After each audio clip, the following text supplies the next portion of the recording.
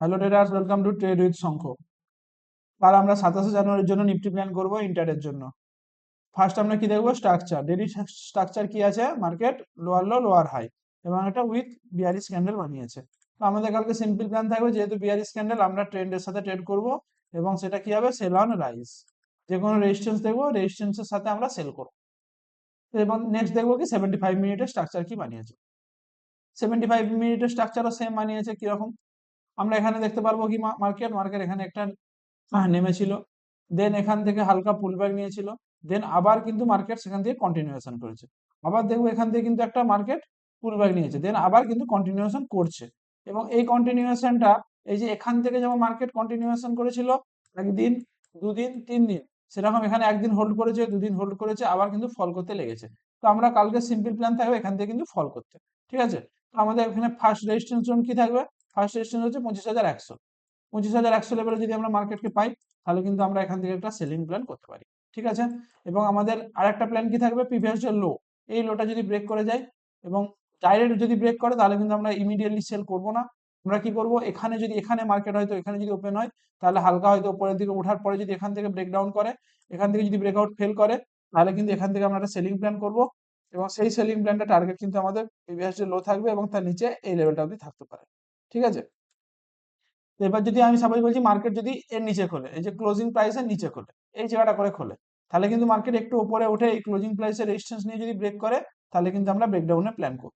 এবং ডাইরেক্ট যদি নিচে এখানে খুলে, তাহলে কিন্তু আমরা অপেক্ষা করবো একটা গ্রিন ক্যান্ডেল বানাক, দেন গ্রিন ক্যান্ডেলে 50% লেভেল ব্রেক করুক, দেন আমরা প্ল্যান করবো ডাউন সাইডের জন্য। ঠিক আছে?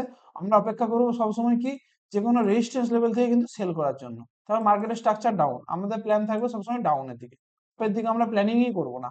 আমরা সাপোজ যদি দেখতে পাই যে মার্কেট ওই জায়গায় যদি কনসলিডেশন করে, আমি সাপোজ বললাম মার্কেট ব্রেকডাউন করলো না, এই জায়গায় হয়তো ফার্স্ট আওয়ারে কনসলিডেশন করলো, দেন ব্রেকআউট করলো, আমরা কিন্তু ব্রেকআউট এখানে অ্যাভয়েড করবো।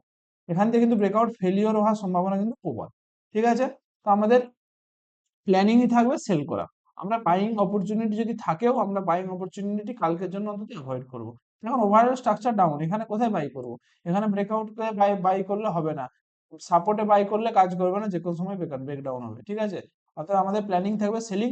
আমরা এর সাথে দেখে নেবো পিসিআর ডেটা কি বলছে। পিসিআর বলছে 0.59, মানে এই লেভেল পিসিআর যখন 0.59 হয়, এটা কি হয়? এটা একটা রিভার্সাল সাইন হয়। ঠিক আছে? এবং রিভার্সাল হয়, কিন্তু রিভার্সালটা কিন্তু ওভারঅল কিন্তু খুব বেশি রিভার্সাল আসবে না। কেন আসবে না? তখন 0.5 থেকে যখনই 0.7 কি 0.8 এসে যাবে, তখন কিন্তু আবার সেলার অ্যাক্টিভেট হয়ে যাবে। মার্কেট কিন্তু সেখান থেকে, আমি বলছি এখান থেকে হয়তো এই লেভেলটা যদি ব্রেকআউট করে দেয়, তাহলে কিন্তু এখানে 0.8 কি 0.9 এসে যাবে পিসিআর, দেন এখান থেকে কিন্তু আবার ফল করবে। ঠিক আছে? তো আমাদের এই জিনিসটা মাথায় রাখতে হবে যে পিসিআর ডাটা রিভার্সাল, মানে এই জায়গা থেকে রিভার্স করে যাবে, এই জায়গা থেকে রিভার্সাল করবে না, যে কোনো রকমের ট্র্যাপ সৃষ্টি করবে, দেন এখান থেকে কিন্তু ফল হবে।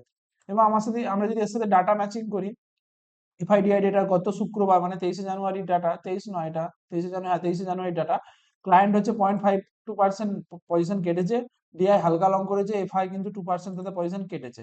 প্রো কিন্তু ওভারঅল, প্রো গত 4 দিন ধরে কিন্তু কিনে আসছে, মার্কেট কিন্তু নেমে আসছে, অর্থাৎ প্রো কিন্তু এই জায়গায় ডাটা কিন্তু পজিটিভ আছে। ঠিক আছে? ডাটা পজিটিভ, কিন্তু প্রাইস অ্যাকশন কিন্তু আমাদের নেগেটিভ। ঠিক আছে?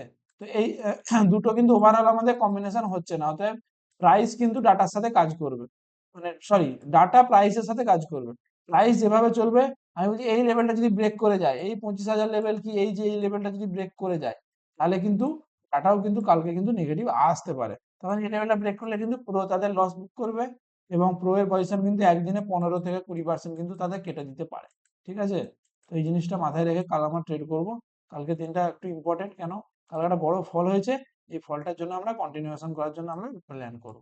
ধন্যবাদ আজকের মতো। আবার আগামীকাল আমরা পরশুদিনের জন্য প্ল্যান করব। দেখা যাক কাল কি হয়। ধন্যবাদ সবাইকে। চ্যানেলটা সাবস্ক্রাইব করে দিও, একটা ভিডিওটি ভালো লাগাটা লাইক করে দিও। ধন্যবাদ।